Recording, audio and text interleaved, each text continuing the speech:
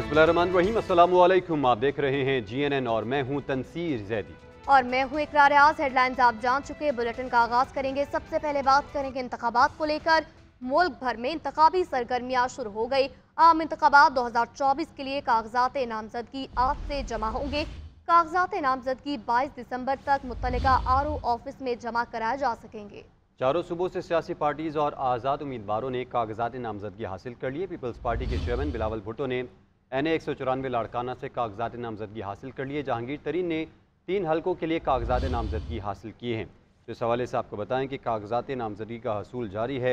इस हवाले से मुल्क भर में इंतखाबी सरगर्मियाँ शुरू हो चुकी हैं। आम इंतखाबात 2024 के लिए कागजात नामजदगी आज से जमा होंगे। कागजात नामजदगी 22 दिसंबर तक मुतल्लिका RO ऑफिस में जमा करवाए जा सकेंगे। चारों सूबों से सियासी पार्टीज़ और आज़ाद उम्मीदवारों ने कागजात नामजदगी हासिल कर लिए। पीपल्स पार्टी के चेयरमैन बिलावल भुट्टो ने NA 194 लाड़काना से कागजात नामजदगी हासिल कर लिए। जहांगीर तरीन ने 3 हलकों के लिए कागजात नामजदगी हासिल किए हैं। दूसरे मरहले का आगाज उम्मीदवार आज से कागजात नामजदगी जमा करा सकेंगे। आज से 23 दिसंबर तक ये अमल जारी रहेगा, जबकि इब्तदाई फहरिस्त 23 दिसंबर को शाया की जाएगी। मुल्क भर में इंतखाबी सरगर्मियाँ शुरू हो गई हैं। कागजात नामजदगी 22 दिसंबर तक मुतल्लिका RO ऑफिस में जमा कराए जा सकेंगे। चारों सूबों से सियासी पार्टियों और आज़ाद उम्मीदवारों ने कागजात नामजदगी हासिल कर लिए हैं। हमारे नुमाइंदगान हमारे साथ मौजूद होंगे। शहर इक़्तिदार से मौजूद होंगी हमारी नुमाइंदा सबीन शहबाज, जबकि सूबाई दारुल हुकूमत से मौजूद होंगे अदनान भट्टी। सबसे पहले रुख करते हैं सबीन शहबाज का। सबीन, बताइएगा वफाकी दारुल हुकूमत की क्या सूरत हाल है?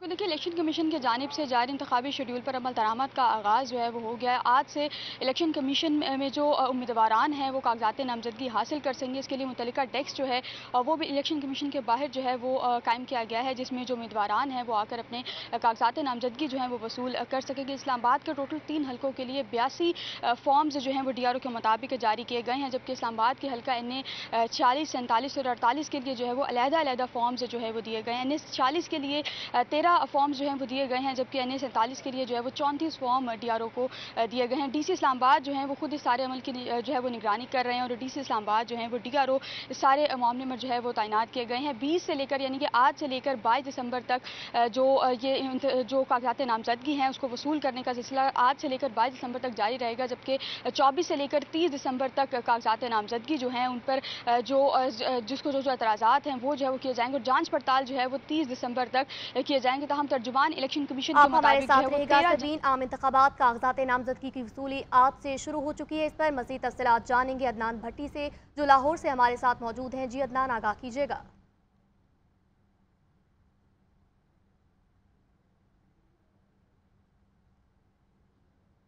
अदनान, आप हमें सुन पा रहे हैं तो बताइएगा, लाहौर में आप मौजूद हैं, क्या सूरत हाल देख रहे हैं? आम इंतखाबात कागजात नामजदगी आज से शुरू हो चुकी है। आम इंतखाबात 2024 की कागजात नामजदगी का अमल शुरू हो चुका है, जो 22 दिसंबर तक जारी रहेगा और 23 दिसंबर को तमाम उम्मीदवारान की जो इब्तदाई फहरिस्त है वो अवेजा की जाएगी। 24 से 30 दिसंबर तक तमाम कागजात की जांच पड़ताल का अमल किया जाएगा और 3 जनवरी तक तमाम जो मंजूर या मुस्तरद कागजात हैं उसकी अपीलों के खिलाफ जो दरख्वास्त है वो दायर की जा सकेगी। 10 जनवरी को जो है वो इसका फैसला किया जाएगा और इसी तरह 13 जनवरी को जो है वो तमाम इंतखाबी निशानात अलॉट कर दिए जाएंगे। पंजाब भर में जो है वो तकरीबन 7 करोड़ 32 लाख के करीब अपना जो वोटर्स हैं वो हक राय दही इस्तेमाल करेंगे, जिसमें मर्द वोटर्स की तादाद जो है वो 3 करोड़ 96 लाख है और इसी तरह जो खवातीन मर्द वोटर्स हैं उनकी तादाद 3 करोड़ 40 लाख के लगभग है। तमाम कौमी असम्बली का जो उम्मीदवार है वो पाकिस्तान भर से कहीं से भी जो है वो अगर वोटर है तो वो कागजात नामजदगी जो है वो जमा करवा सकेगा, लेकिन जो सूबाई नशिस्त है उसके लिए मुतल्लिका सूबे का होना उम्मीदवार का लाजमी करार दिया गया है और 30,000 जो सिक्योरिटी फीस है वो कौमी असम्बली की रखी गई है और इसी तरह 20,000 जो फीस है वो सूबाई नशिस्त की रखी गई है। 25 साल से कम जो उम्मीदवार है उसके कागजातगी मुस्तरद कर दिए जाएंगे, क्योंकि कम अज कम जो उम्र है वो 25 इलेक्शन साल के हवाले से गहमा गहमी शुरू हो चुकी है। अदनान भट्टी, आप सूबाई दारुल हुकूमत से हम अपडेट कर रहे थे और वफाकी दारुल हुकूमत से सबीन शहबाज में अपडेट कर रही थी। आप दोनों का बहुत शुक्रिया। खबर यह है कि आम इंतखाबात कागजात नामजदगी की वसूली आज से शुरू हो गई है। कागजात नामजदगी का हसूल और फराहमी का सिलसिला 22 दिसंबर तक जारी रहेगा। जिला में 6 कौमी और 12 सूबाई असम्बली की नशिस्तों पर उम्मीदवार कागजात नामजदगी जमा करवाएंगे। इस हवाले से मजीद बात करते हैं अपने नुमाइंदे सुहेब इकबाल से। जी सुहेब, बताइएगा। शुक्रिया। आम इंतखाबात साल 2024 के हवाले से कागजात नामजदगी की वसूली का आज से आगाज़ होगा। कल जो है वो कागजात नामजदगी फ्राहम किए गए। तकरीबन 100 से ज़ायद उम्मीदवारों ने जो है कागजात नामजदगी आर ओ से जो है वो रिसीव किए हैं। अगर मुल्तान की बात करें तो 6 कौमी असम्बली की नशिस्तें हैं और 12 सूबाई असम्बली की नशिस्तें हैं। नई हल्का बंदियों के मुताबिक एक सूबाई असम्बली की नशिस्त जो है वो कम हो गई है। ताहम इस हवाले से जो है वो 18 रिटर्निंग अफसरान जो है वो उनको ज़िम्मेदारियाँ सौंप दी गई हैं, जिनमें कमिश्नर ACR, AC और मुख्तलिफ महकमों के जो अफसरान हैं वो शामिल हैं। उन्हें जो है रिटर्निंग अफसरान बनाया गया है। इस हवाले से जो 18 दफातर हैं वहाँ कागजात नामजदगी आज से जो है वो वसूल किए जाएंगे। कल जो है वो फ्राहम किए गए थे और ये सिलसिला जो है वो परसों 22 दिसंबर तक जारी रहेगा।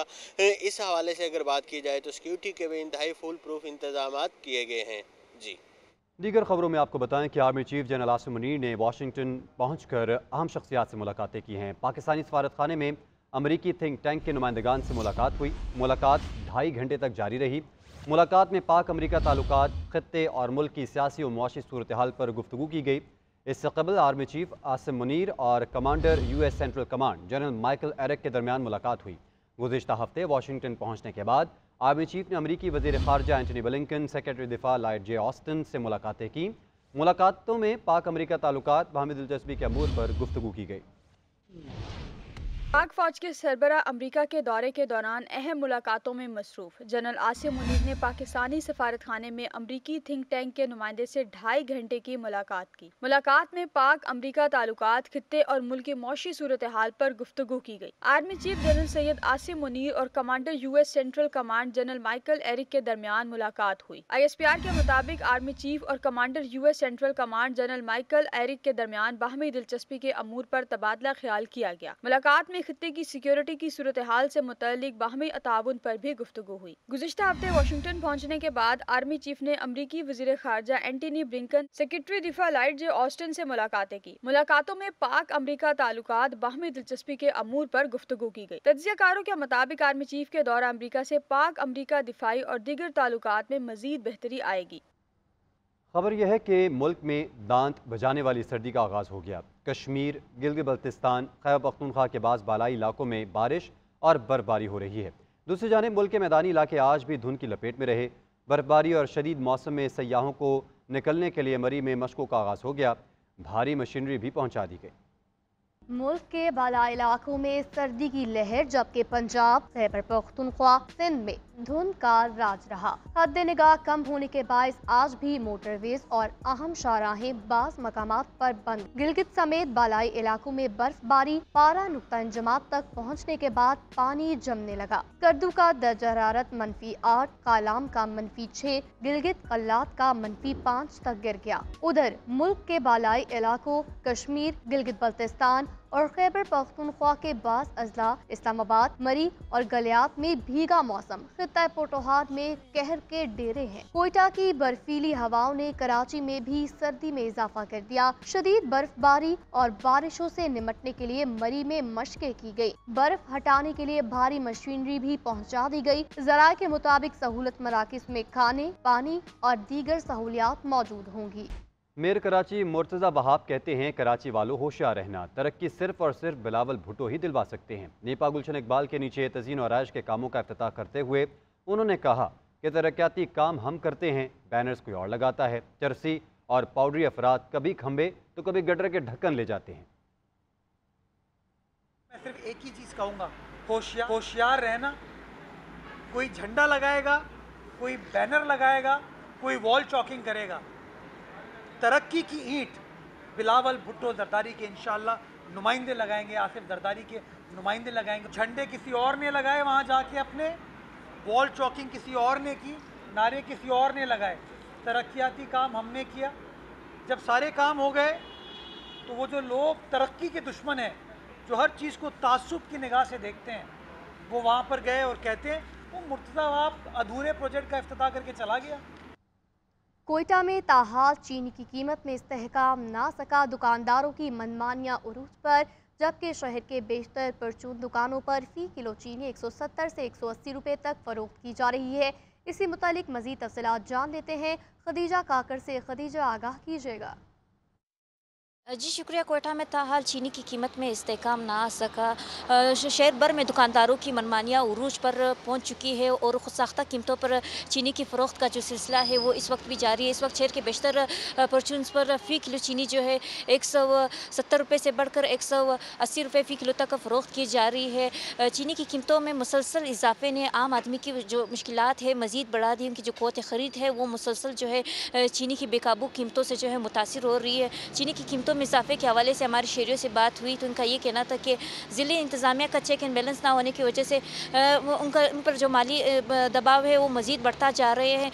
ताहम शहरियों ने हुकूमत से ही मुतालबा किया है कि चीनी की कीमतों में जो है प्राइस कंट्रोल कमेटियों को जो है फ़ाल किया जाए और चीनी की कीमतों को कम किया जाए ताकि इनकी जो मुश्किलात है वो कम हो सके। जी, कराची में शार फैसल पर वाक़ कसीरुल मंजिला इमारत पारसा टावर में कूलिंग का अमल मुकम्मल कर लिया गया। इमारत के मरकजी गेट अभी तक बंद हैं, किसी को अंदर जाने की इजाज़त नहीं। फायर हुकाम के मुताबिक क्लियरेंस के बाद इमारत खोल दी जाएगी। मजीद बता रहे हैं वहाँ मौजूद हमारे नुमाइंदे सैयद आतिफ अली। वक्त मौजूद हूँ शारा फैसल पे, जहाँ गुज़िश्ता रात पारसा टावर में जो है अचानक आग भड़क उठी थी।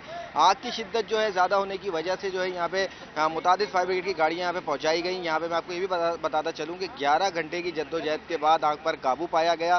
दूसरी जानिब मैं आपको ये भी बताता चलूँ कि मेयर कराची की अगर मैं बात करता हूँ तो मेयर कराची की जानिब से कहा गया था कि फायर सेफ्टी ऑडिट जो है तमाम इमारतों का कराया जाएगा, जो भी उनकी हदूद में आती है तमाम कमर्शियल इमारतों का ऑडिट कराया जाएगा, जिसमें पहले मरहले में आया चुंदरीगढ़ रोड, शारा फैसल और तारिक रोड की इमारतें बताई गई थी। लेकिन ये ऐसा लगता है कि सिर्फ बातों तक ही महदूद था, क्योंकि जब तक ये रिपोर्ट आएगी ऐसा लगता है कि तमाम जो ऐसी बिल्डिंग है जिनमें फायर सेफ्टी जो है ऑप्शन जो नहीं रखे गए हैं, जहाँ पे जो है इमरजेंसी दरवाजे नहीं बनाए गए, जब तक वो इमारतें जल के खाक नहीं हो जाती, जब तक जो है ये रिपोर्ट आती हुई नजर नहीं आ रही। तमाम इस वक्त जो है मेन गेट भी बंद किया हुआ है। तमाम जो यहाँ पे मुलाजमीन दफातर में काम करने वाले लोग हैं उनका इमारत के बाहर जो है रश लगा हुआ है। यहाँ पे कहा यह जा रहा है कि जैसी इमारत क्लियर होती है उसके बाद ही दफातर खोलने की इजाज़त दी जाएगी। जी।